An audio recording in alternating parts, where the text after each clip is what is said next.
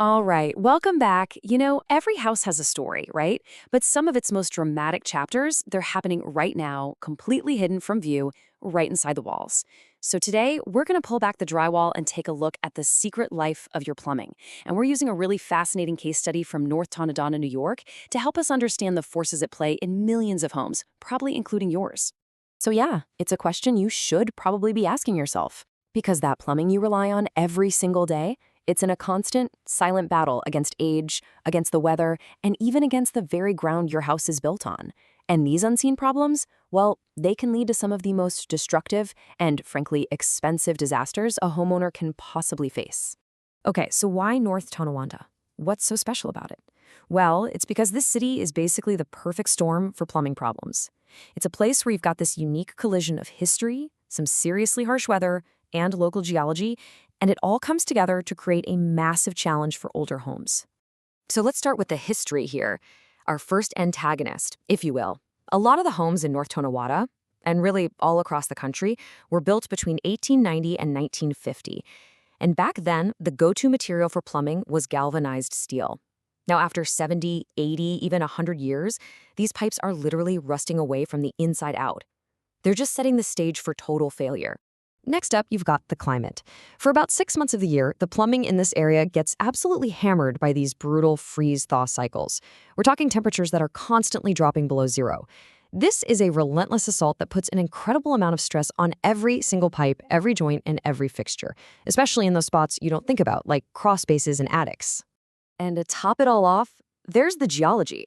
When that long, hard winter finally gives way to spring, all that melting snow just saturates the ground. The local soil there is clay, which means it expands and shifts, and this movement puts this immense, slow-motion pressure on the underground sewer lines. It's this powerful squeeze that those old pipes, they just were not built to handle. So what happens when you throw these three things, old pipes, freezing weather, and shifting soil, into a blender? You get a pretty predictable set of really high-stakes failures. So let's break down the four most common plumbing catastrophes that come out of this. First, we've got the classic winter nightmare, frozen and burst pipes. And it's a really sneaky two-step problem. First, the water inside the pipe freezes, expands, and silently cracks the pipe open. But the real disaster, the flood, that doesn't happen until things start to thaw out. That's when all that water is suddenly unleashed right into your home. The second one, well, this one is just plain awful. Sewer line backups. Remember those old cracked clay pipes we were talking about? They are basically an open invitation for tree roots that are looking for water. The roots get in there, they create a massive clog, and suddenly that main line has nowhere to go except back up through your basement floor drain. It's a real mess. Okay, our third failure is more of a slow burn. With those old galvanized pipes, failure isn't just a risk, it is an absolute certainty. You'll start to notice it as low water pressure, maybe some brownish, discolored water, and then a series of just small, annoying leaks. But here's the thing you have to understand. That one little leak isn't the real problem. It's just a symptom that your entire plumbing system is failing. And our fourth common failure, this one is a ticking time bomb sitting in most basements. A standard tank water heater is only designed to last about 10 to 15 years.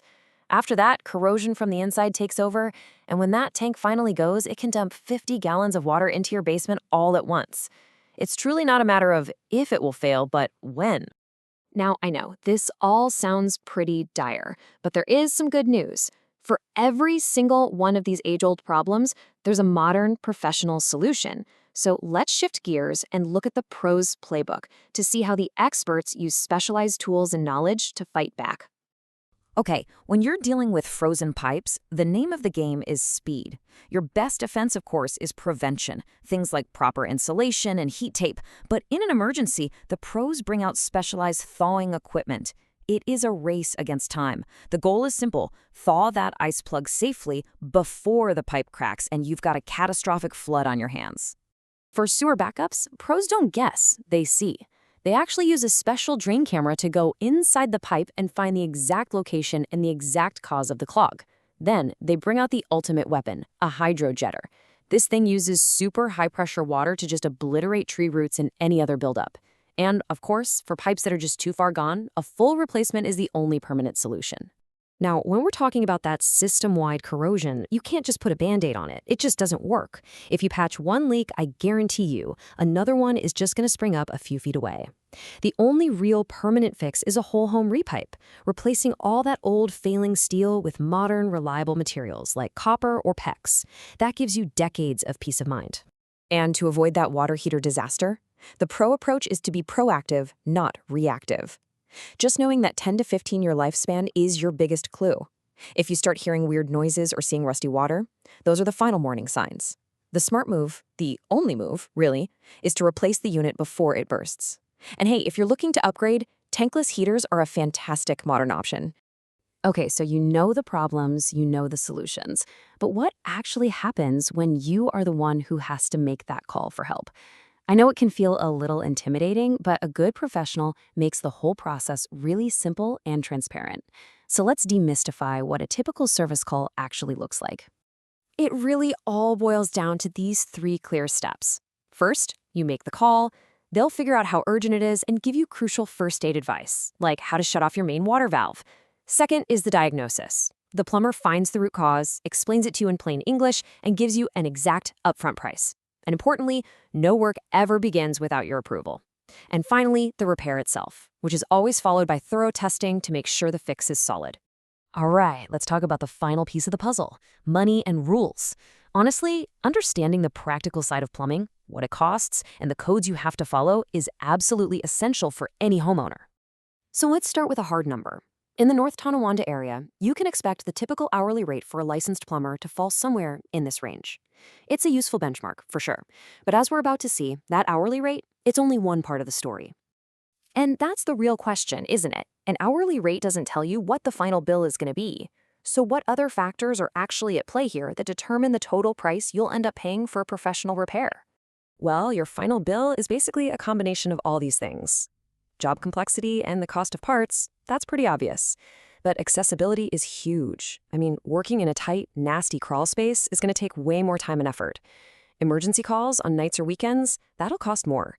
And don't forget, there could be permit fees for bigger jobs and even the potential cost of repairing any walls or floors that had to be opened up. And hey, speaking of permits, this is so important. I know it can be tempting to skip them to save a few bucks, but that is a huge mistake. Building codes and permits, they exist to protect you. They make sure the work is done safely and correctly. Unpermitted work, it can void your insurance, create massive headaches when you try to sell your home, and leave you on the hook for any damage it causes. Just don't do it. So we end right back where we started with the story that's unfolding inside your walls. It's a tale of pressure, temperature, and time. Now you know the villains in this story, and you know the modern solutions. So the only question left is the one right here on your screen. Do you know your home's most vulnerable chapter? Because figuring that out, that is the first step to making sure your story has a happy ending.